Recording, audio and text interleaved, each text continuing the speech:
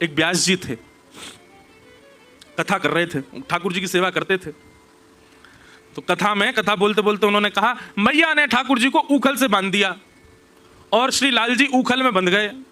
ऊखल में बंध गए। ऊखल बंधन लीला कहते कहते उन्होंने समय पर दृष्टि डाली होगी, तो समय पूर्ण हो गया। बोले अब ठाकुर जी को आज बंधे रहने दो, आगे की कथा कल करेंगे।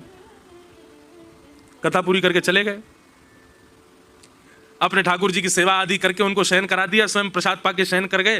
रात्रि में चोर आ गए, घर में आके सब लूट गए। केवल व्यास जी को छोड़ गए और गोपाल जी को छोड़ गए, सब ले गए। गोपाल जी का सिंहासन भी ले गए। सुबह व्यास जी जब उठे, पूरे घर को देखा, महाराज सब लुट गया, सब चोरी हो गया। मंदिर में जाकर के देखा तो ठाकुर जी अकेले बैठे हैं, उनका सिंहासन भी चला गया।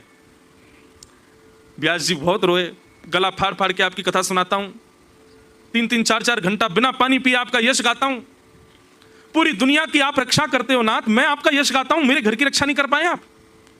सब चोरी करके ले गए सामान।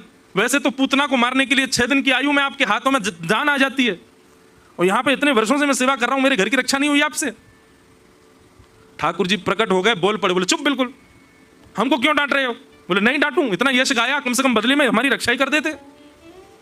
ठाकुर जी बोले कथा करते करते हमको उखल में बांध दिया, और उखल में बांध के बोले समय पूरा हो गया, चलो अब कल कथा सुनाएंगे।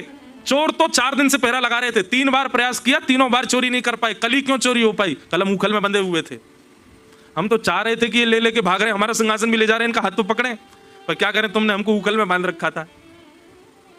व्यास जी के नेत्र सजल हो गए। इसका मतलब मैं जो कहता हूं, ठाकुर जी उस लीला को